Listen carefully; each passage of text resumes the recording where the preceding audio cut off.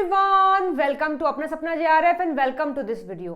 आज की इस वीडियो में हम क्वेश्चन प्रैक्टिस करने वाले हैं फॉर गेट एक्सेल 2024। और आज की इस वीडियो में जो क्वेश्चन हम प्रैक्टिस करेंगे वो बोटनी वाले सेक्शन से है, यानी गेट एक्सेल आर से है। और आज का ये वीडियो जो है हमारा सेकंड पार्ट है। अभी जो पेपर हमारा इसी महीने में होने वाला है गेट के लिए, उसके लिए हम क्वेश्चन प्रैक्टिस कर रहे हैं। कुछ क्वेश्चन हमने पार्ट 1 में किए हैं, आई होप आपने वो वीडियो देख ली होगी। आज हमारा ये पार्ट 2 है, इसमें भी हम बोटनी के कुछ क्वेश्चंस को जो काफी इंपॉर्टेंट है, जो बार बार रिपीट होते हैं, उनको हम पढ़ने वाले हैं और देखने वाले हैं। ठीक है, चलिए देखते हैं अपना आज का सबसे पहला क्वेश्चन कौन सा है। तो अभी क्वेश्चन जितने भी हम करेंगे वो 2018 के हैं और कुछ 19 के भी, वो मैं आपको बता दूंगी। ये हमारा पहला क्वेश्चन है आज का। दिया है which of the following statement is true for an ecotone. Ecotone को लेकर के यहाँ 4 स्टेटमेंट दी गई हैं। बताना है आपको कि कौन सी बात यहाँ सही है। तो इसके लिए आपको सबसे पहले पता होना चाहिए इकोटोन क्या होते हैं। तो देखिएगा, जो इकोसिस्टम होते हैं वो 2 टाइप के हैं। जैसे एक होता है टेरेस्ट्रियल जो कंप्लीटली लैंड पर होता है, और एक होता है एक्वेटिक जो कि कंप्लीटली पानी में होता है। जब 2 इकोसिस्टम आपस में मिल रहे होते हैं तो एक ऐसा एरिया भी आता है जो कंप्लीटली लैंड नहीं है और ना ही कंप्लीटली एक्वेटिक है, तो उन्हें हम इकोटोन बोलते हैं। जैसे आप देख सकते हैं यहाँ पर, ये वाला है लैंड इकोसिस्टम और ये है एक्वेटिक इकोसिस्टम। जब यहाँ अगर बात करें बैंक की, जो मतलब रिवर होती है, उसका जो किनारा होता है वहां पर थोड़ी लैंड भी होती है और पानी भी होता है। तो उस एरिया को ना तो हम बोल सकते कि वो लैंड इकोसिस्टम है क्योंकि वहां पानी भी है, और ना हम ये बोल सकते कि वहां केवल एक्वेटिक इकोसिस्टम है क्योंकि वहां लैंड भी है। तो इस वाले एरिया को ही बोला जाता है इकोटोन। इसी को हम ट्रांजिशनल इकोसिस्टम भी बोलते हैं। ठीक है, एग्जाम्पल दिया जैसे कि मार्शलैंड है जो इकोसिस्टम 1 यानी कि लैंड इकोसिस्टम, इकोसिस्टम 2 यानी कि एक्वेटिक इकोसिस्टम को मिलने से बनता है। ठीक है, an ecosystem is a transition area between 2 biological communities. A common example of an ecotown is an area of marshland between a river and its river bank. Okay? तो चलिए देख लिए, हमने देख लिया है इस क्वेश्चन को। अब बात करते हैं इसके सही आंसर की। फर्स्ट में लिखा है an ecotown is the synonym of the ecosystem। क्या इकोटोन इकोसिस्टम का ही दूसरा नाम है? बिल्कुल नहीं। इकोसिस्टम अलग बात होती है और इकोटोन एक अलग चीज है, तो ये हमारा गलत हो जाएगा। An ecotone is an interface zone of 2 or more ecosystem. ये बात हम कह सकते हैं कि इकोटोन क्या होता है? इंटरफेस जोन होता है, मतलब बीच का जोन होता है 2 और 2 से ज्यादा इकोसिस्टम को मिलाकर के जो बनता है। ठीक है, तो ये हमारा सही ऑप्शन हो जाएगा। थर्ड में लिखा है ecotone is a special feature of land biomes. ऐसा नहीं होता है। An ecotone is exclusively characterised by the decreased biodiversity. ऐसा भी कुछ नहीं है। तो इस क्वेश्चन के लिए हमारा सेकंड ऑप्शन सही हो जाएगा। ठीक है, बेहद ही आसान सा क्वेश्चन था। चलिए आगे देखते हैं next question. Identify the incorrect statement in connection with polar transport of oxygen. Oxygen क्या होता है? प्लांट के अंदर बनने वाला एक हार्मोन है जिसको हम फाइटोहार्मोन बोलते हैं। तो ऑक्सीजन ये है। ऑक्सीजन को ट्रांसपोर्ट कैसे किया जाता है प्लांट के अंदर, उसके रिगार्ड में आपको यहाँ 4 स्टेटमेंट दिए गए हैं। बताना है कि कौन सा सही है कौन सा गलत है। तो देखिएगा, ऑक्सीजन का जो ट्रांसपोर्ट है वो पोलर होता है। पोलर का मतलब है कि जैसे मानो ये हमने कोई भी एक प्लांट बनाया है, इस प्लांट में जो बनाया है हमने, यहाँ सेल टू सेल जब ट्रांसपोर्ट होता है किसी भी चीज का तो उसको पोलर बोलते हैं। जैसे इस सेल में गया, फिर इस सेल से दूसरे सेल में, फिर तीसरे सेल में, फिर चौथे सेल में, फिर 5वें सेल में, इसको पोलर बोलते हैं। और जरूरी नहीं है कि वो नीचे आएगा, ऊपर भी जा सकता है, बट सेल टू सेल जाता है, उसको हम पोलर ट्रांसपोर्ट बोलते हैं। तो ऑक्सीजन अगर यहाँ टिप पर बना है और उसको बेस पर लेके आना है तो वो ऐसे ही सेल टू सेल जाता है, जिसको हम बोलते हैं पोलर ट्रांसपोर्ट।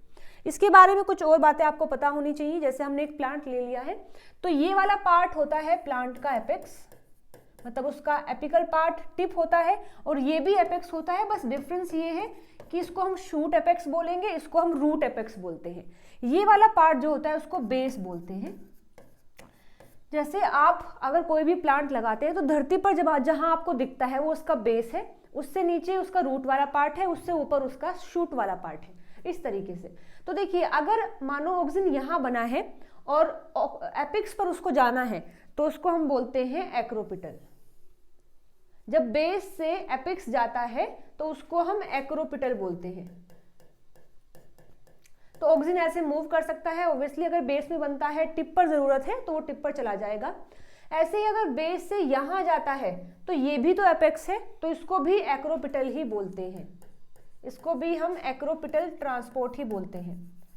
और यदि एपेक्स पर बना है, उससे बेस पर जा रहा है, और यहाँ बना है, यहाँ से बेस की साइड जा रहा है, तो इन दोनों ही केस में हम उसको बोलते हैं बेसिपिटल। ऑक्सिन जो होता है दोनों ही तरीके से मूव कर सकता है, वो एक्रोपिटल भी जा सकता है और बेसिपिटल भी जा सकता है। तो एक बात तो आपको ये पता होनी चाहिए। दूसरा ये है कि जाता किस तरीके से, जैसे मानो ये सेल्स हमने लिए हैं जहां से हमें ऑक्सिन को मूव करवाना है, यहाँ पर ऑक्सिन है और उसको ऐसे मूव करवाना है। तो देखिए यहाँ इसमें जो मेम्ब्रेन होती है, यहाँ एक ट्रांसपोर्टर लगा होता है जिसको OX1 बोलते हैं। तो जो ऑक्सिन होता है वो यहाँ से ऐसे भी मूव कर सकता है। ऑक्सिन की दो फॉर्म होती हैं, एक IAA और एक होती है IAAH। यदि वो इस फॉर्म में है तो वो डायरेक्ट ऐसे क्रॉस कर जाता है, अगर इस फॉर्म में है तो वो ऐसे मूव करता है OX1 की हेल्प से। जैसे यहाँ आता है ये IAA हो जाएगा, और जो यहाँ से आया है ये वाली फॉर्म, ये भी यहाँ आकर के IA नेगेटिव में ही कन्वर्ट हो जाती है। फिर यहां से दूसरे सेल में जाना है तो यहां लगे होते हैं पिन प्रोटीन, ये पिन प्रोटीन इसको लेकर के यहां आ जाते हैं। तो OX1 और पिन 1, ये पिन 1 है, दोनों ही उसके ट्रांसपोर्ट में हेल्प करते हैं, लेकिन OX1 उसको अंदर लेके आता है और पिन 1 उसको बाहर निकालता है, मतलब दूसरे सेल में लेके जाता है। ठीक है, चलिए अगर ये बातें समझ आई हैं तो अब इस क्वेश्चन को देख लेते हैं। पूछा है इनकरेक्ट कौन सा है। The putative influx carrier OX1 is a cytosolic protein.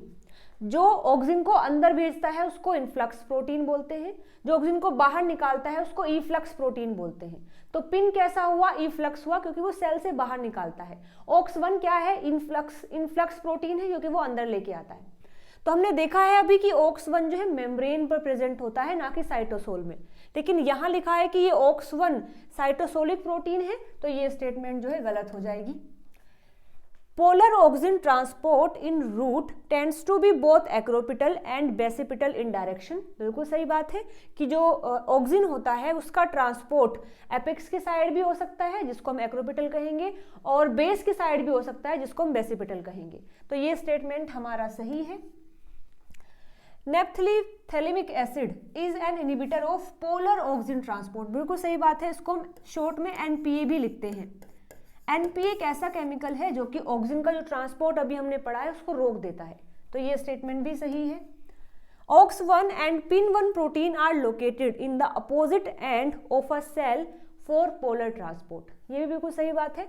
एक सेल हमने लिया है, यहाँ OX है अगर, तो पिन हमेशा इसकी अपोजिट साइड पर होता है, क्योंकि ये अंदर लेके आता है और ये बाहर लेके जाता है।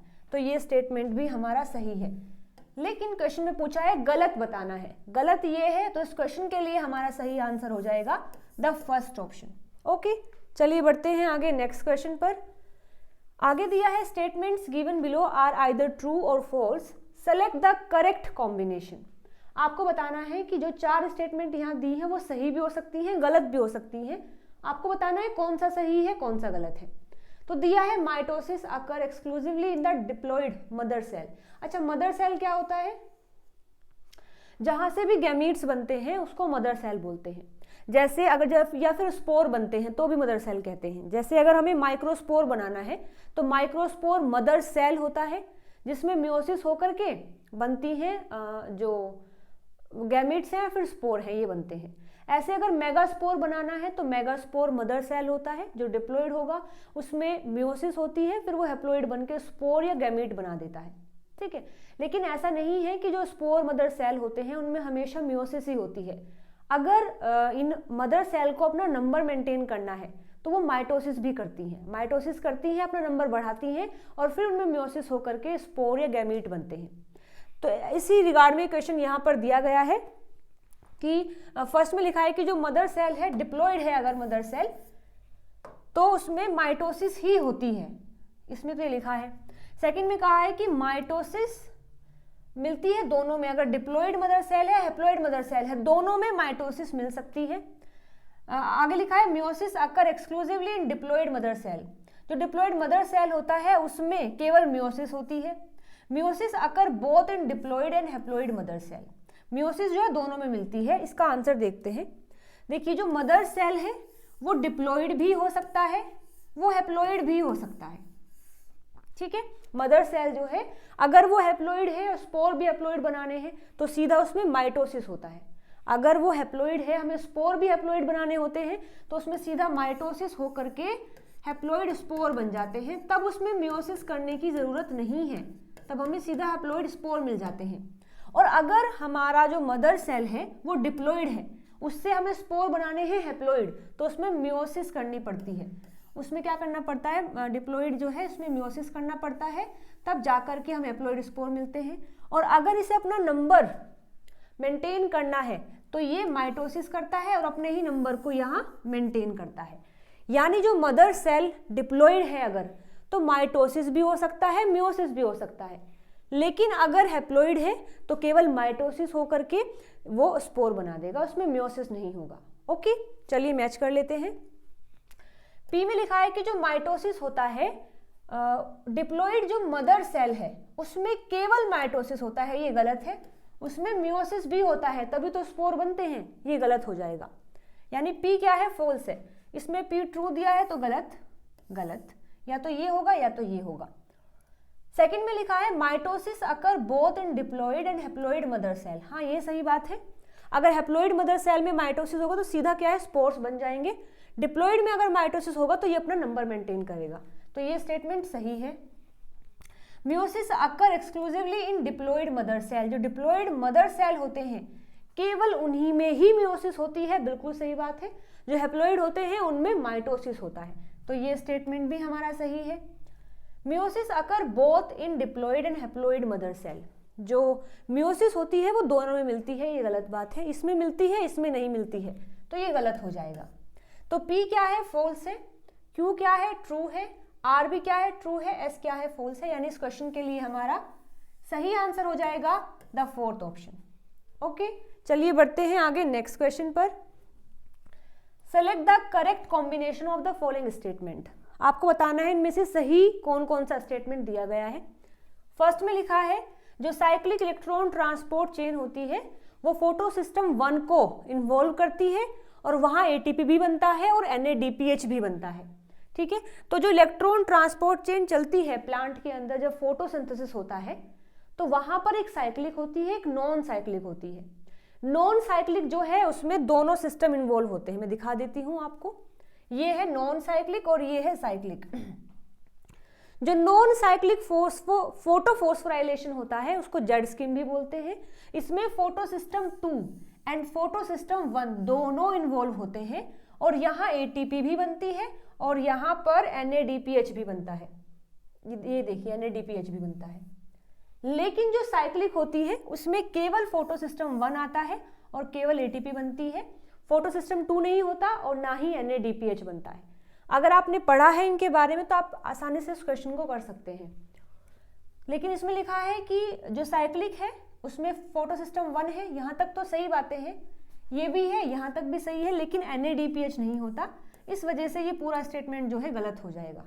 Okay, the cyclic electron transport chain involve photo system 1 and net production of ATP, ये स्टेटमेंट सही है। Rubisco enzyme usually convert rubisco राइबोलोज bisphosphate and CO2 into 2-phosphoglycolate and 3-phosphoglycerate। उसी में दिया है सेकंड, रूबिस्को एंजाइम्स जब कन्वर्ट करता है राइबोलोज बिसफॉस्फेट को O2 में कनेक्ट करके 2-phosphoglycolate में एंड 3-phosphoglycerate में, तो कौन सा सही है। देखिए, अगर आपने रूबिस्को के बारे में पढ़ा है तो ये एक ऐसा एंजाइम है जो प्लांट में मिलता है और 2 एक्टिविटी को परफॉर्म कर सकता है।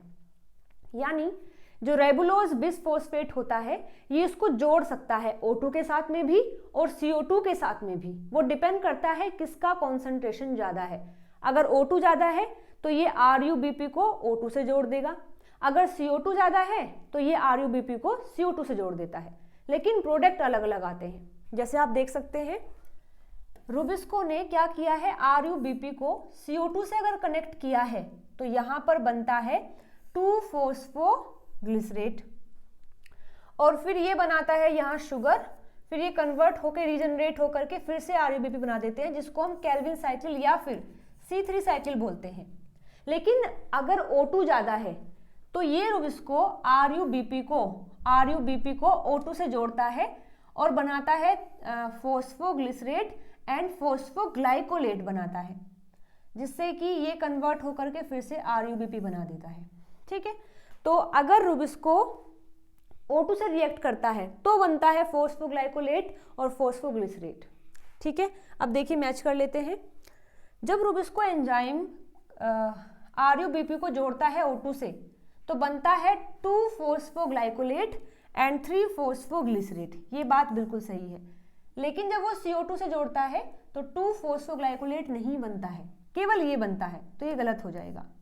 ठीक है, यहाँ हमारा Q सही है और S सही है, यानी कि C option will be the right answer.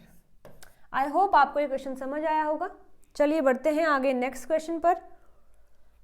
इसमें ये मैचिंग टाइप क्वेश्चन है, आपको मैच करके बताना है कि कौन सा ऑप्शन यहाँ सही होगा। फोटो रेस्पिरेशन क्या होता है, इसको हम C2 साइकिल भी बोलते हैं और ये प्लांट के अंदर चलता है। सेम वही जो अभी पढ़ के आए हैं, रुबिस्को जब O2 से कंबाइन करता है तो उसको फोटो रेस्पिरेशन बोलते हैं। ठीक है, तो देखिएगा होता क्या है, फोटो रेस्पिरेशन में जो ग्लाइसिन होता है वो कन्वर्ट होता है सेरीन में। क्या कुछ लगाया है, हाँ देखिएगा ये है C2 साइकिल यानी फोटो रेस्पिरेशन। इसमें 3 ऑर्गेनेलीज होती हैं, chloroplast, peroxisome and mitochondria. Mitochondria में ग्लाइसिन बनता है और ये कन्वर्ट हो जाता है सेरीन में। ठीक है, तो यहां हमारा P का हो जाएगा 4th। इसके बाद रेस्पिरेशन जो होता है, रेस्पिरेशन में जो अल्फा कीटोग्लूटारेट होता है वो कन्वर्ट होगा सक्सिनाइल कोएंजाइम में, जिसको हम TCA साइकिल में पढ़ते हैं। ये TCA साइकिल है, यहाँ आप देख सकते हैं अल्फा कीटोग्लूटारेट जो होता है वो कन्वर्ट होता है सक्सिनाइल कोएंजाइम A में। ठीक है, तो यहाँ हमारा इसके लिए हो जाएगा 3rd। जब अमाइनो एसिड का डिग्रेडेशन होता है तो वहां पर जो ग्लूटामेट अमाइनो एसिड है वो कन्वर्ट होता है ऑक्सोग्लूटारेट में, तो यानी R का हो जाएगा 1। अब बस हमारा एक बचा है, जब फैटी एसिड का सिंथेसिस होता है तो वहां एसिटाइल कोएंजाइम A बनाता है मेलोनाइल कोएंजाइम A, यानी S का हो जाएगा 2। चलिए मैच कर लेते हैं। P का 4 है और Q का है 3। P का 4, Q का 3, R का 1, S का 2, यानी कि 4th option will be the right answer. ठीक है, चलिए बढ़ते हैं आगे नेक्स्ट क्वेश्चन पर। ऐसे क्वेश्चन भी गेट में बहुत आते हैं, कई बार ये क्वेश्चन यहाँ मतलब आ गया है, यहाँ से एग्जैक्टली सेम तो नहीं है पर कुछ नाम पीछे वाले दिए गए हैं जो मतलब प्रीवियस पेपर में आए हुए थे। ठीक है, चलिए देखते हैं। देखिए कोडीन क्या होता है, कोडीन एक एनाल्जेसिक है। कोडीन वैसे होता क्या है, अगर आपने पढ़ा है पेपेवर सोमनीफेरम, पेपेवर सोमनीफेरम से एक एल्किलॉइड निकलता है जिसको मॉर्फिन बोलते हैं। इस मॉर्फिन का अगर हम मिथाइलेशन कर देते हैं तो कोडीन बनता है, जो यहाँ पर दिया गया है। और अगर हम मॉर्फिन का कर देते हैं एसिटाइलेशन तो हेरोइन बन जाता है, जो आपने सुना होगा ड्रग होती है एक। ठीक है, तो यहाँ पर कोडीन भी क्या है, एनाल्जेसिक है यानी पेन रिलीफिंग है। अगर पेन होता है तो वहाँ इसको हम यूज़ करते हैं। मेनली कोडेन को जब कफ हो जाता है, कफ सिरप में भी यूज़ किया जाता है।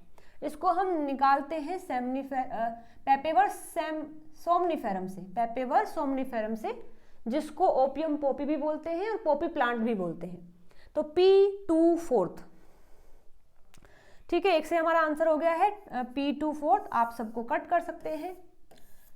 आगे देखिए विन ब्लास्टिन जो होता है, विन ब्लास्टिन ये क्या है, ये है एक एंटी नियोप्लास्टिक जो कि मिलता है कैथेरंथस रोजस से। तो S का हो जाएगा 3 और 2, S32। ओके, जो कैफीन होता है वो एक स्टिमुलेंट है, जो कॉफी वगैरह हम पीते हैं उसमें कैफीन ही होता है और उसको निकाला जाता है कोला निटिडा से। ठीक है, तो Q13 ओके बिल्कुल सही है।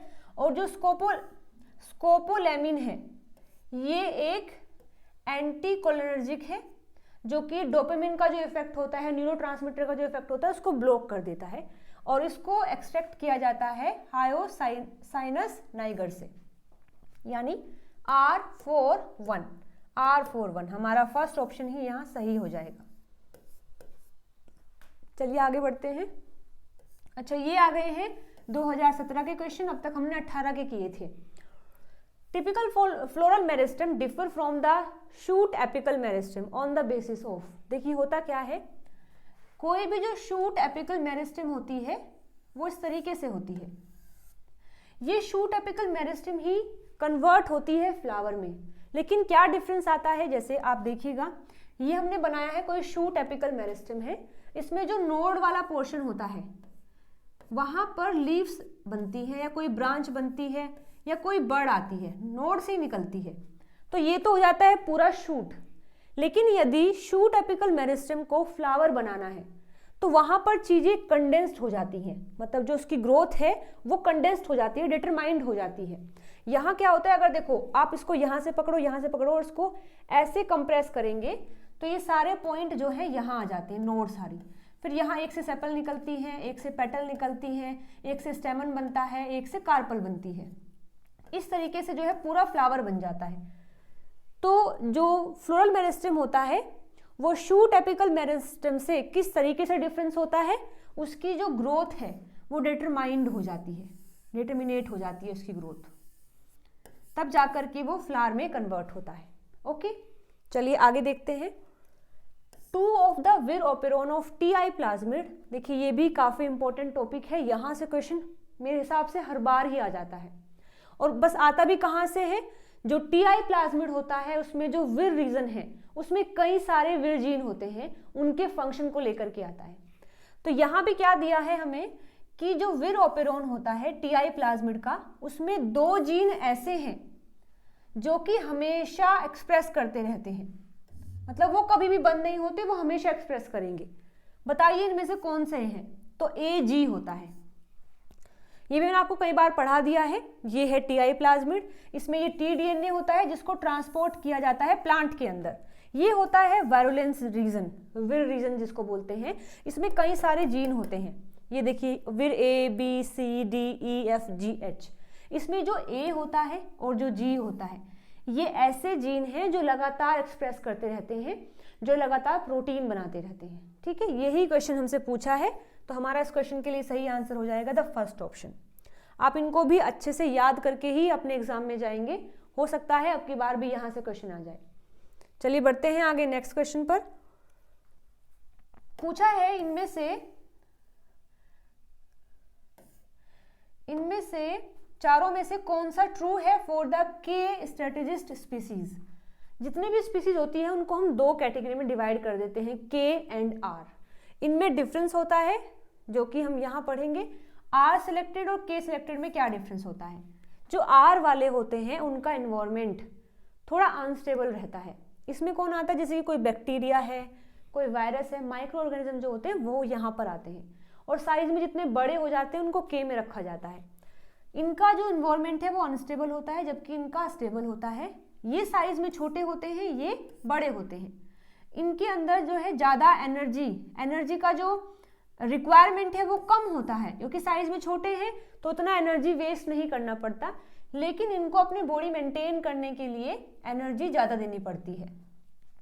यहाँ ऑफस्प्रिंग ज़्यादा बनते हैं और जल्दी ही मैच्योर हो जाते हैं। यहाँ ऑफस्प्रिंग कम बनते हैं और काफ़ी समय लगाते हैं मैच्योर होने में। जैसे हम अपना भी एग्जाम्पल ले सकते हैं के अंदर, और यहाँ ले सकते हैं बैक्टीरिया का। तो देखिए बैक्टीरिया साइज में कितने छोटे हैं, हम उनसे काफ़ी बड़े होते हैं। इनको एनर्जी कम देनी पड़ती है, हमें ज़्यादा एनर्जी लगानी पड़ती है अपनी बॉडी को मेंटेन करने के लिए। यहाँ जो ऑफस्प्रिंग होते हैं उनका नंबर बहुत सारा होता है और उनका लाइफ स्पैन कम होता है, इसीलिए वो जल्दी ही मैच्योर होकर के रिप्रोडक्शन करना स्टार्ट कर देते हैं। हालांकि यहाँ ऑफस्प्रिंग का नंबर कम होता है और ये काफ़ी समय के बाद जाकर के रिप्रोडक्शन करने के लिए कैपेबल होते हैं। इनकी जो लाइफ है वो शॉर्ट होती है, हमारी लाइफ मतलब जो के में आते हैं उनकी लाइफ थोड़ी बड़ी होती है एज कम्पेयर टू दिस। यहाँ पर जो इंडिविजुअल होते हैं वो एक ही बार रिप्रोडक्शन कर पाते हैं, क्योंकि लाइफ स्पैन इतना छोटा होता है, लेकिन यहाँ कई बार कर सकते हैं। ये डेंसिटी इंडिपेंडेंट होते हैं, मतलब यदि उनको रिसोर्सेस मिल जाएं तो वो खूब सारा ग्रो कर सकते हैं, एक्सपोनेंशियली ग्रो कर सकते हैं, लेकिन ये ऐसे नहीं कर सकते। इनमें अगर जो जहाँ पर भी रह रहे होते हैं उसकी कैरिंग कैपेसिटी होती है, एक बार वो अगर टच कर जाती है उसके बाद फिर ये ग्रो नहीं कर पाते। हम पढ़ते हैं कुछ कर्व्स के बारे में, तो जो थर्ड होता है वो इनके अंदर आता है, और जो फर्स्ट और सेकंड जो कर्व होता है वो के लिए होता है। ठीक है, तो आई थिंक आपको थोड़ा आइडिया लग गया है आर और के बारे में। चलिए अब बात कर लेते हैं अपने आंसर की। ट्रू पूछा है, मतलब क्या सही है। Produce relatively large number of offspring, गलत है, लेस नंबर ऑफ ऑफस्प्रिंग होते हैं। पॉपुलेशन ऑफन ग्रो एक्सपोनेंशियली, ये भी गलत है, एक्सपोनेंशियली ग्रो करते हैं जो आर वाले होते हैं। प्रोवाइड रिलेटिवली लिटिल और no parental care to offspring, ये भी गलत है, क्योंकि यहाँ पर जो है ऑफस्प्रिंग कम होते हैं तो पेरेंटल केयर हाई होती है, मतलब जो माँ बाप होते हैं वो अपने बच्चों का अच्छे से ध्यान रखते हैं। लेकिन यहाँ लिखा है कि नहीं रखते तो गलत हो जाएगा। Occur in stable and predictable habitat, ये सही बात है, उनका जो हैबिटेट है वो स्टेबल होता है। तो हमारा इस क्वेश्चन के लिए सही आंसर हो जाएगा द फोर्थ ऑप्शन। चलिए आगे बढ़ते हैं। यहाँ पर भी मैचिंग टाइप क्वेश्चन है और दिया हुआ है नाइट्रोजन फिक्सेशन के बारे में। ठीक है, तो सबसे पहले जो नाइट्रोजनेज होता है ये एक ऐसा एंजाइम है जो नाइट्रोजन को फिक्स करता है, यानी N2 को सीधा अमोनिया में कन्वर्ट कर देता है। तो देखिए यहाँ N2 को अमोनिया में कन्वर्ट किया है नाइट्रोजनेज ने, यानी R का हो जाएगा सेकंड। R का सेकंड है, एक बार देख लेते हैं। R का सेकंड हमें फर्स्ट में दिया है और फोर्थ में दिया है। ठीक है, इसके बाद देखिएगा जो नाइट्रेट होता है, नाइट्रेट जो है इसका फॉर्मूला होता है NO3, और नाइट्राइट जो होता है, नाइट्राइट का फॉर्मूला होता है NO2। तो यहाँ क्या लिखा है, नाइट्रेट रिडक्टेज, इसका मतलब होता है, रिडक्टेज का मतलब होता है रिमूवल ऑफ O2। नाइट्रेट क्या है, NO3। NO3 में से अगर हम ऑक्सीजन निकालेंगे तो NO2 बनेगा। तो साफ साफ देखिए लिखा है NO3 को जो NO2 में कन्वर्ट कर देता है, यानी नाइट्रेट को नाइट्राइट में कन्वर्ट कर देता है, उस एंजाइम का नाम है नाइट्रेट रिडक्टेज। ठीक है, इसके बाद देखिए नाइट्राइट रिडक्टेज क्या है, नाइट्राइट का फॉर्मूला क्या है NO2, उसमें से ऑक्सीजन रिमूव कर दिया है तो सीधा अमोनिया बनता है। तो जो नाइट्राइट रिडक्टेज है ये NO2 को कन्वर्ट करता है अमोनिया में, अमोनियम आयन में, NH4 पॉजिटिव है। नाइट्रोबैक्टर क्या करता है, नाइट्रोबैक्टर नाइट्राइट का ऑक्सीडेशन करके उसको नाइट्रेट में कन्वर्ट कर देता है। नाइट्राइट क्या है, NO2, उसका ऑक्सीडेशन मतलब एडिशन ऑफ ऑक्सीजन यानी NO3। तो P का हो जाएगा फोर्थ। चलिए मैच कर लेते हैं। P का फोर्थ है और Q का है 3, R का है 2 एंड S का है 1, यानी first option will be the right answer. Okay, चलिए आगे देखते हैं अपने नेक्स्ट क्वेश्चन को।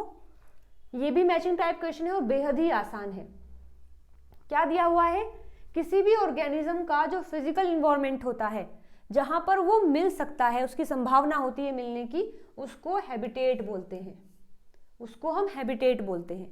ठीक है, जैसे हमारा घर जो है वो हमारा हैबिटेट है, और हमारा रूम जहां हम पढ़ते हैं, जहां हम खाना खाते हैं, जहां हम सोते हैं, वो हमारा नीश होता है। तो हमारा नीश हैबिटेट के अंदर होता है। ठीक है, तो जो हैबिटेट है उसको फिजिकल इन्वायरमेंट बोलते हैं किसी भी ऑर्गेनिज्म का। ओके, आगे देखिएगा, इसको एक बार देख लेते हैं। Position of a species in a food chain, उसको बोलते हैं ट्रॉफिक लेवल। फूड चेन में ऐसे ट्रॉफिक लेवल बने होते हैं कि जो प्रोड्यूसर हैं वो फर्स्ट में आएंगे, फर्स्ट ट्रॉफिक लेवल में आएंगे, हार्बिवोर सेकंड में आएंगे, कार्निवोर थर्ड में आएंगे। तो किसी भी स्पीसीज का फूड चेन में क्या पोजीशन है वो ट्रॉफिक लेवल कहलाता है। ठीक है, तो R का हो जाएगा 1 और P का हो जाएगा सेकंड, P का हो जाएगा सेकंड। ओके, आगे देखिए। Basic functional unit comprises living community and it's physical environment, उसको बोलते हैं इकोसिस्टम। इकोसिस्टम क्या होता है, जहां पर बायोटिक और एबायोटिक फैक्टर इंटरेक्ट कर रहे होते हैं। जैसे कि जहां हम रहते हैं वहां हम बायोटिक से भी इंटरेक्ट करते हैं, साथ साथ जो एयर है, पानी है, हवा है और मिट्टी है, सबसे भी हम इंटरेक्ट कर रहे होते हैं। तो उस एरिया को हम इकोसिस्टम बोलते हैं, जहां पर जो फिजिकल इन्वायरमेंट है और जो कम्युनिटी है वो एक दूसरे से इंटरेक्ट कर रही होती हैं, तो उसको बोलते हैं, एस का हो जाएगा थर्ड यानी ecosystem. The totality of the need of a population for survival and its resource utilisation, उसको क्या बोलेंगे, उसको बोलते हैं हम नीश। ठीक है, चलिए देखते हैं। P का है सेकेंड और R का है 1। P का सेकेंड है और R का है 1, तो हमारा आंसर आ गया है P का सेकेंड है और Q का है फोर्थ, R का हो जाएगा 1 और S का हो जाएगा 3, यानी कि second option will be the right answer. ठीक है, चलिए बढ़ते हैं आगे। एक मिनट रुकिएगा। देखिए नेक्स्ट क्वेश्चन दिया है, ये भी मैचिंग टाइप है, आपको बताना है यहाँ प्लांट का पार्ट दिया है उसे किस तरीके से इस्तेमाल किया जाता है, स्पीसीज का नाम बताना है आपको। ठीक है, तो देखिए यहाँ पर हम अगर बात करें एजोडायरेक्टा इंडिका का, ये क्या होता है, नीम होता है। नीम में क्या होता है, इंसेक्टिसाइड है। ये जो इंसेक्ट होते हैं उनको किल कर सकता है, और जो नीम की पत्तियां होती हैं उसमें ये खासियत होती है कि वो इंसेक्टिसाइड है। तो देखेंगे हम लीफ को मैच कर सकते हैं इंसेक्टिसाइड से, और ये किसकी लीफ है, नीम, यानी कि एजोडायरेक्टा इंडिका का। ठीक है, इसके बाद बात करें अगर कैप्सूल किसके यूज किए जाते हैं, पेपेवर सोमनिफेरम, जिसमें अभी हम पढ़ के आए थे, जो मॉर्फिन निकलता है वो पेपेवर सोमनिफेरम का जो फ्रूट होता है उसको कैप्सूल बोलते हैं, वहां से निकलता है। ठीक है, तो ये एनाल्जेसिक होते हैं, मतलब पेन रिलीफिंग होते हैं। तो कैप्सूल एनाल्जेसिक किसका है, पेपेवर सोमनिफेरम का है। ठीक है, बार्क हम यूज करते हैं सिनेमन का। सिनेमन क्या होती है, दालचीनी, आपने अगर नाम सुना है, दालचीनी जो है वो प्लांट की बार्क होती है, जो बाहरी हिस्सा जो होता है प्लांट का उसको बार्क बोलते हैं, और जो सिनेमन होता है वो बार्क ही होता है। किस लिए यूज किया जाता है, ये फ्लेवर देता है हमारे फूड को। तो बार्क फ्लेवरिंग एजेंट हो जाएगा, और कहाँ से निकालते हैं उसको, सिनामोमम। ठीक है, ये नाम है सिनेमन का, जो साइंटिफिक नेम है ये इस तरीके से होता है। ठीक है, ओके। इसके बाद स्टिग्मा बात करें तो हम यूज करते हैं जो केसर होता है, केसर की स्टिग्मा हम इस्तेमाल करते हैं, और वो हमारे फूड को कलर देने के लिए रिस्पॉन्सिबल होता है। तो stigma for food colour, and ये मिलती है हमें क्रोकस सटाइवस से। ठीक है, तो चलिए मैच कर लेते हैं। P थर्ड फोर्थ, ठीक है, P थर्ड फोर्थ है, और Q1 3 केवल हमारे फोर्थ ऑप्शन में है, बाकी भी मैच कर लेते हैं। R फोर्थ 2, ठीक है, और S सेकंड 1, हमारा इस क्वेश्चन के लिए फोर्थ ऑप्शन सही हो जाएगा। चलिए आगे बढ़ते हैं। ये क्वेश्चन आ गए हैं 2021 के लिए, अब तक हमने 17 के किए थे, अब 21 के क्वेश्चन आ गए हैं।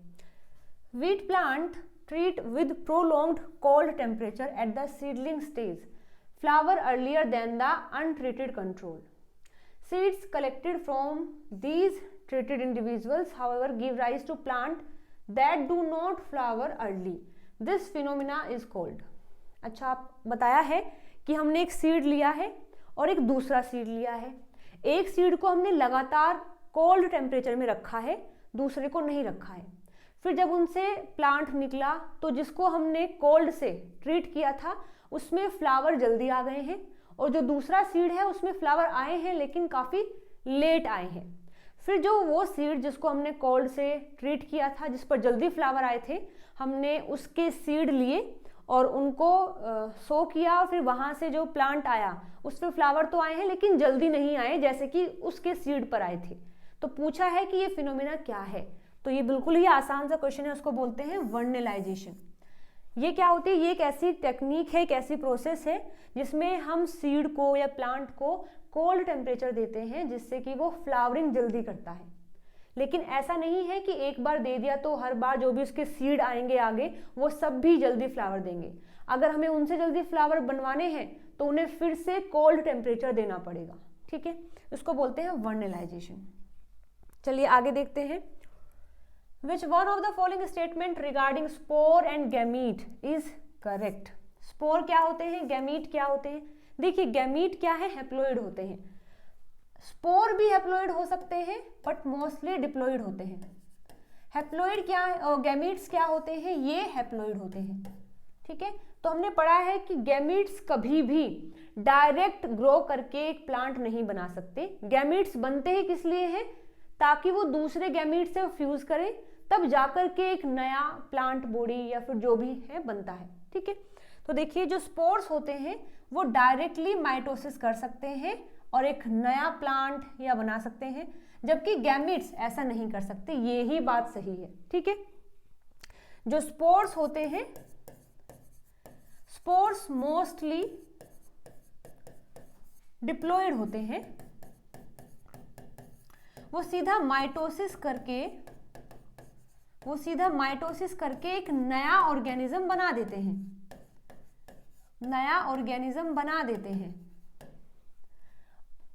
और जो गैमीट्स होते हैं वो आफ्टर फर्टिलाइजेशन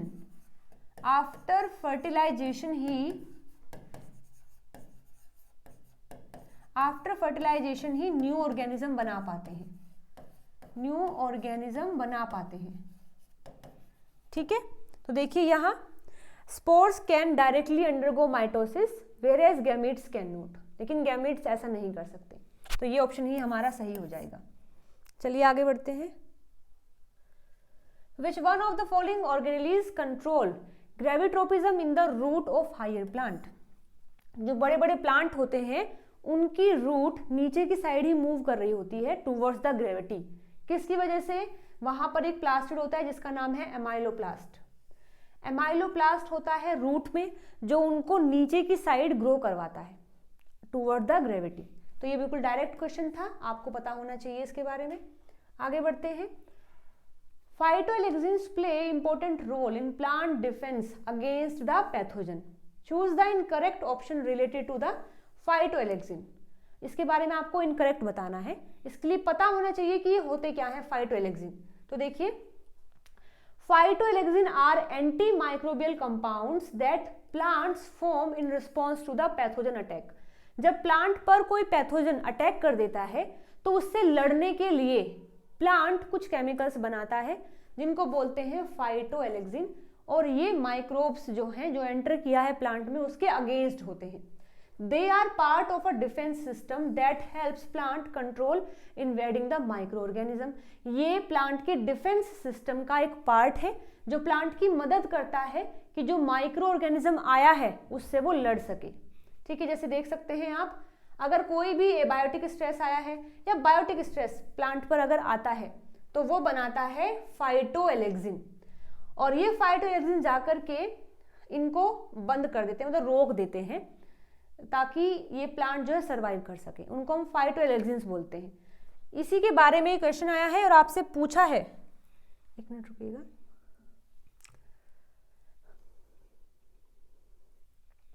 पूछा है कि गलत कौन सा है।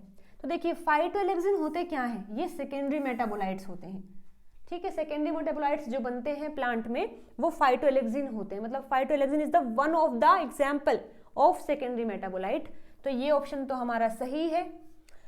Phytoalexin have anti fungal activities, ये भी सही है। अगर प्लांट में फंगस अटैक कर देती है तो भी फाइटोएलेक्सिन बनते हैं, क्योंकि ये इसके अगेंस्ट भी होते हैं, तो ये बात भी सही है।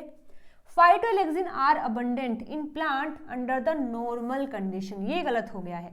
जब प्लांट पर कोई अटैक नहीं हुआ है तो वो फाइटोएलेक्सिन नहीं बनाता है, केवल फाइटोएलेक्सिन तब बनते हैं जब प्लांट पर अटैक हो जाता है। तो ये स्टेटमेंट गलत हो जाएगी। Different host form phytoalexins of different chemical nature, ये बात भी बिल्कुल सही है। अलग अलग केमिकल नेचर होता है। अब देखो, अगर फंगस आई है तो जो बनेंगे फाइटोएलेक्सिन वो फंगस के लिए होंगे, अगर बैक्टीरिया ने अटैक किया है तो बैक्टीरिया के रिगार्ड में होंगे। तो अलग अलग होस्ट जो होते हैं वो अलग अलग केमिकल नेचर के फाइटोएलेक्सिन्स बनाते हैं, तो ये भी सही है। यानी ये 3 सही है, 1 गलत है, पूछा भी गलत है, तो हमारा आंसर हो जाएगा द थर्ड ऑप्शन। चलिए आगे बढ़ते हैं। ये क्वेश्चन आया हुआ है, आपको बताया है कि सीड को हमने मतलब जर्मिनेशन करवाना है सीड का, सीड से नया प्लांट हमें बनवाना है, तो वहाँ लाइट देते हैं, उसको रेड दे रहे हैं और एक बार फार रेड दे रहे हैं, और the percentage of germination was score after 72 hour in darkness at 25 degree Celsius. Based on this which one of the following option is correct. आपको ये ग्राफ देखना है, इसके बिहाफ पर बताना है कि कौन सी बात सही है, ठीक है।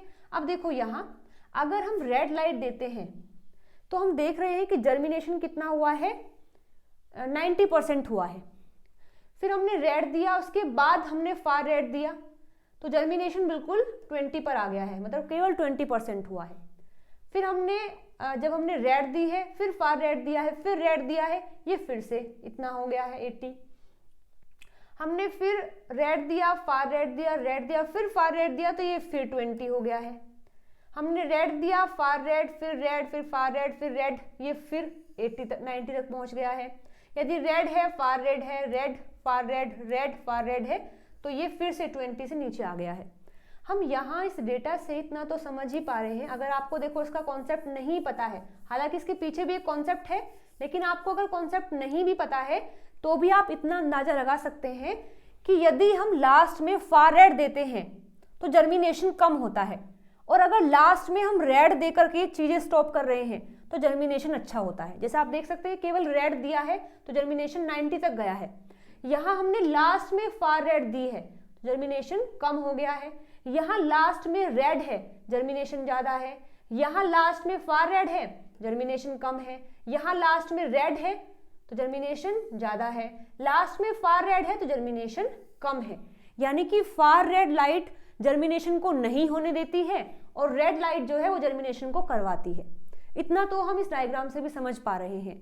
अब देखिए लिखा क्या है, red light induce the seed germination whereas far red light inhibited. बिल्कुल सही बात है, जो रेड लाइट है वो जर्मिनेशन को करवाती है, जबकि फार रेड लाइट इसको रोकता है। बिल्कुल हमने ऐसा ही देखा है, तो ये सही हो जाएगा। जो रेड लाइट है वो इनहिबिट करती है, गलत है। Both red and far red light inhibit करती है, ये भी गलत है। दोनों ही इंड्यूस करती है, ये भी गलत हो जाएगा। तो इस क्वेश्चन के लिए हमारा फर्स्ट ऑप्शन ही सही है। अब इसके पीछे कॉन्सेप्ट क्या है थोड़ा सा मैं बता देती हूं। अगर आपने पढ़ा है अबाउट द फाइटोक्रोम तो आपको पता होगा। फाइटोक्रोम की दो फॉर्म होती है, एक PR और एक होती है PFR। जो रेड लाइट को एब्जॉर्ब करती है उसको PR फॉर्म बोलते हैं, जो फार रेड लाइट को एब्जॉर्ब करती है उसको PFR फॉर्म कहते हैं। तो PR फॉर्म रेड लाइट को एब्जॉर्ब करती है, PFR में कन्वर्ट हो जाती है, और PFR फार रेड लाइट को एब्जॉर्ब करती है और रेड में कन्वर्ट हो जाती है। फार रेड लाइट वाला कौन सा है, PFR, ये एक्टिव होता है, और PR जो फॉर्म है वो इनएक्टिव होती है। तो जैसे ही रेड लाइट आती है PR कन्वर्ट हो जाता है PFR में, ये एक्टिव है तो ये सीड का जर्मिनेशन करवाता है। यानी सीड का germination red light plus PFR करवाता है, और इनहिबिशन कौन करवाता है, फार रेड लाइट एंड PR करवाता है। इसीलिए हमने यहाँ देखा कि जब भी फार रेड लाइट है लास्ट में जर्मिनेशन कम हो जाता है, क्योंकि वो PFR को PR में कन्वर्ट कर देता है, जो कि इनएक्टिव फॉर्म है, जो प्लांट में काम नहीं कर पाती है। ओके, तो इस क्वेश्चन के लिए हमारा फर्स्ट ऑप्शन सही हो जाएगा। चलिए आगे बढ़ते हैं। क्वेश्चन नंबर 7 है, the structures of 4 plant hormone are shown, identify the correct hormone that is responsible for bending of coleoptile of canary grass in response to unidirectional white light. मानो आपके पास ये कोई भी सीडलिंग है, ये इसका कोल्यूक्टाइल है। जब आप उसको यूनिडायरेक्शनल व्हाइट लाइट देते हैं, मतलब लाइट देते हैं जो एक ही डायरेक्शन से आ रही है, तो ये बैंड कर जाता है। ये क्या करता है, ये बैंड कर जाता है। ये हमने बिल्कुल डिटेल में पढ़ा हुआ है। प्लांट के अंदर जो ऑक्सिन होता है, प्लांट हार्मोन, वो ये बेंडिंग करवाता है, और इस फिनोमिना को हम बोलते हैं फोटोपीरियोडिज्म। अगर आपने पढ़ा है ऑक्सिन तो आपको पता होगा इस चीज का। ठीक है, अब इन चारों में से ऑक्सिन का स्ट्रक्चर कौन सा है, ऑक्सिन का स्ट्रक्चर है द फर्स्ट वन। ठीक है, ये ऑक्सिन का स्ट्रक्चर है, तो यही हमारा सही आंसर हो जाएगा कि ऑक्सिन ही ऐसा करवाता है। अच्छा, ये किसका है, ये है इथिलीन। ये इथिलीन जो प्लांट हार्मोन होता है जिसका फॉर्मूला है C2H4, ये वो है।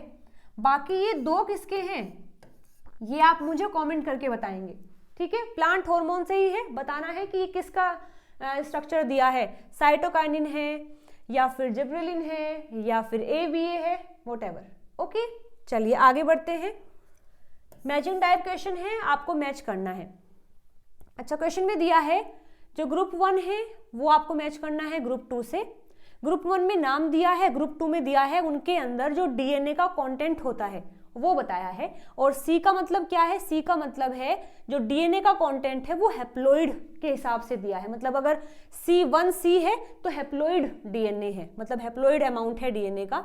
2C है तो डबल है, 3C है ट्रिपल टाइम है, 4C है 4 टाइम है, और 8C है तो 8 हैप्लॉइड डीएनए का कंटेंट है। ओके, बेहद ही आसान क्वेश्चन है। देखिए जो पोलन ट्यूब होती है वो कैसे बनती है, हम यहां पर इसको करके देखेंगे। इस तरीके से होता है, ये स्टिग्मा होती है, ये स्टाइल है, और ये होती है ओवरी। यहां ओवरी के अंदर होता है ओव्यूल, ओव्यूल में बनता है एम्ब्रियोसेक, एम्ब्रियोसेक में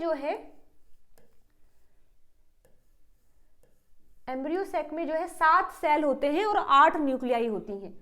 1 2 3 4 5 6 और 2 यहां होती है जिनको हम पोलर न्यूक्लियाई बोलते हैं, और ये सेल एक ही होता है, मतलब इस सेंट्रल सेल उसको बोलते हैं सेंट्रल सेल।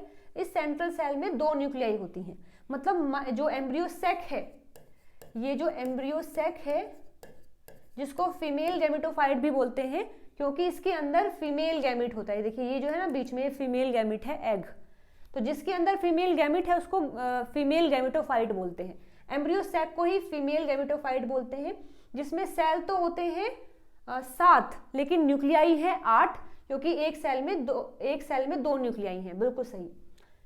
यहां पर अगर बात करें तो ये होता है पोलन ग्रेन, यहां से बनती है ट्यूब जिसको बोलते हैं पोलन ट्यूब, जो अंदर एंटर करती है ताकि वो एग तक पहुंचा सके मेल गैमीट को।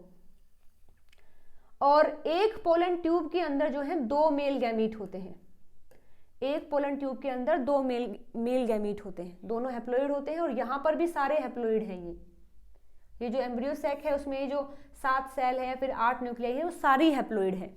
यहाँ ये 2 हैप्लॉइड है, और ये जो बीच वाला है इसको बोलते हैं एग सेल, और यहाँ पर ये जो 2 हैं ये और ये इसको बोलते हैं सिनर्जिड सेल, सिनर्जिड सेल। ठीक है, चलिए तो मैच करते हैं। सबसे पहले एम्ब्रियोसेक, उसमें अभी फर्टिलाइजेशन नहीं हुआ है, यानी वो कुछ ऐसा है। तो देखिए इसमें कितनी न्यूक्लियाई है 8, 8 की 8 कैसी है हैप्लॉइड है।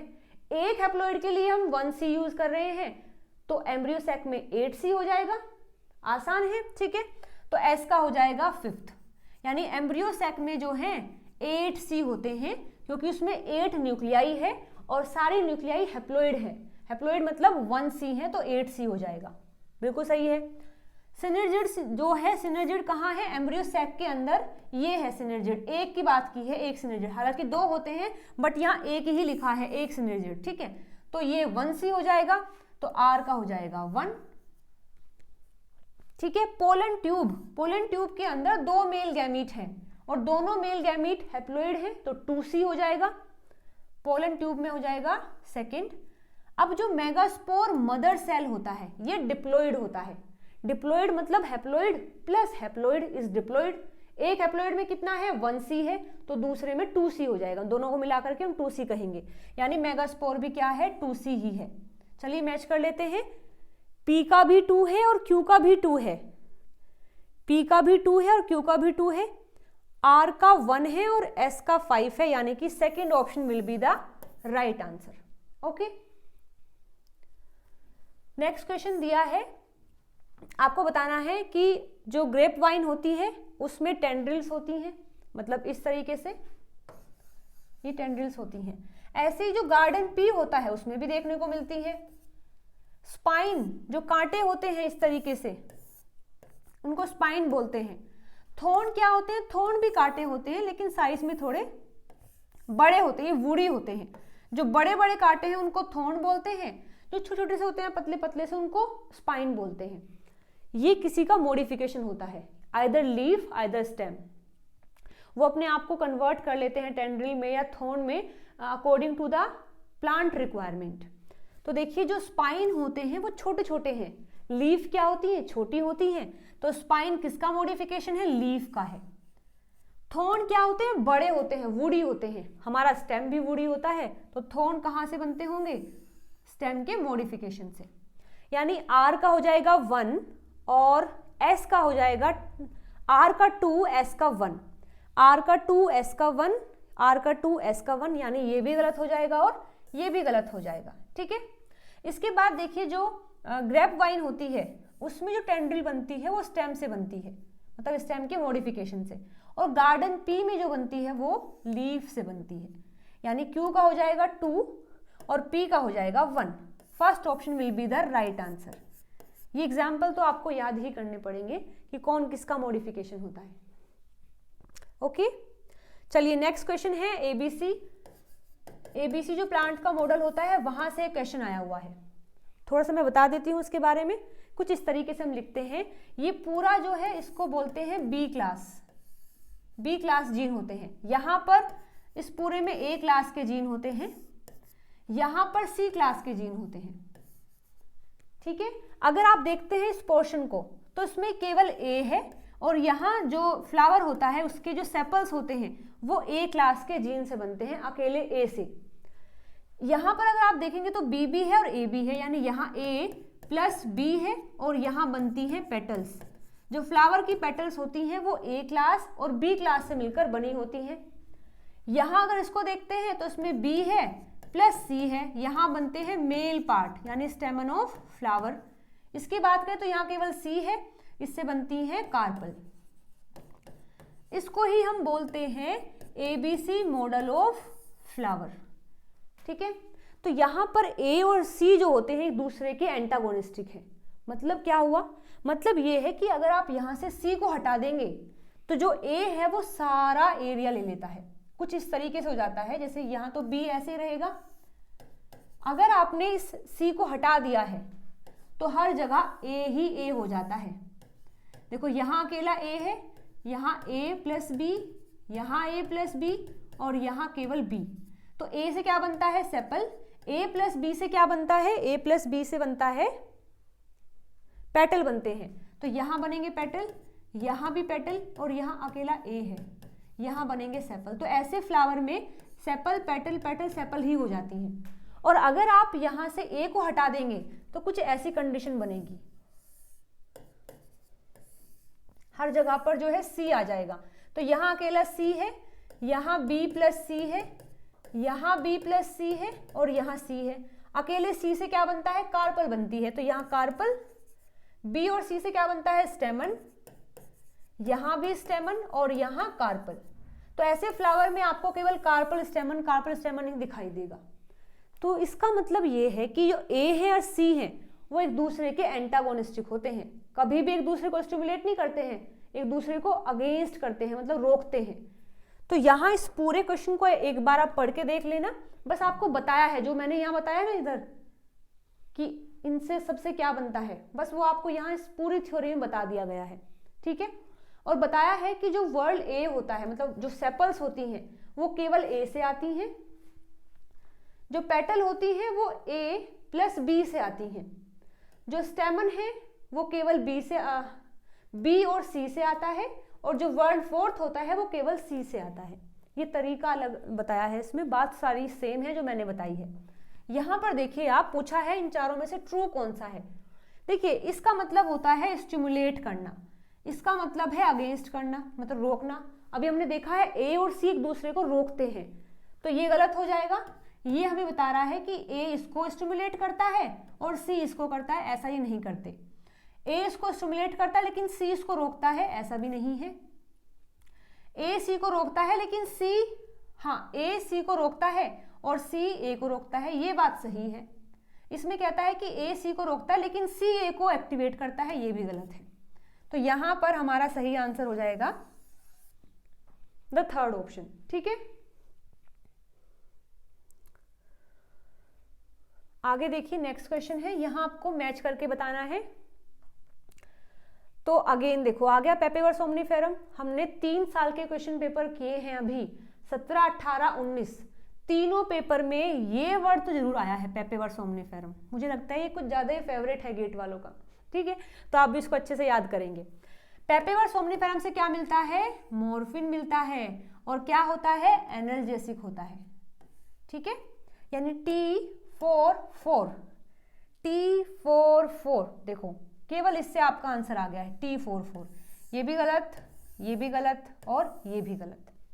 ठीक है, जो ग्रेसिलेरिया होता है, जेलिडियम और ग्रेसिलेरिया, आपने अगर पढ़ा है तो उससे अगार बनता है। ठीक है, और ये जेली की तरह होता है, ना ही सॉलिड ना ही लिक्विड, जेली सा होता है। अगार जेल इसको बोलते हैं, ठीक है। यानी Q32 कैथेरेंथस रोजस ये क्या देता है, विनक्रेस्टिन देता है, विनक्रेस्टिन जो कैंसर को रोकता है। कैंसर देखो ल्यूकेमिया ट्रीटमेंट, तो ये हो जाएगा R1/3, ठीक है। इसके बाद बात करें थियोब्रोमा कैकोआ, ये क्या होता है, बेवरेजेस में यूज की जाती हैं, ठीक है, और इनमें फ्लेवेनोल्स होते हैं और ये बेवरेजेस की तरह यूज की जाती हैं। S5th, ठीक है। जो सीजियम एरोमेटिकम होता है ये यूगिनोल होता है, इसको टूथ एक्ने में यूज किया जाता है, टूथ एक्ने रिलीफ में, दांतों में अगर दर्द होता है तो वहां इसको यूज किया जाएगा। P2 हमारा सेकंड ऑप्शन सही हो जाएगा इस क्वेश्चन के लिए, ठीक है। तो आज की इस वीडियो में दोस्तों इतना ही। अभी तो हमने बॉटनी के क्वेश्चन प्रैक्टिस किए हैं, जल्दी ही आपको जूलॉजी के लिए भी क्वेश्चंस मिल जाएंगे ताकि आप पेपर के लिए अच्छे से प्रैक्टिस कर सकें। वीडियो अगर पसंद आई है तो लाइक शेयर सब्सक्राइब जरूर से करना। मिलते हैं अगली वीडियो में नए क्वेश्चंस के साथ में। Till then bye bye, take care.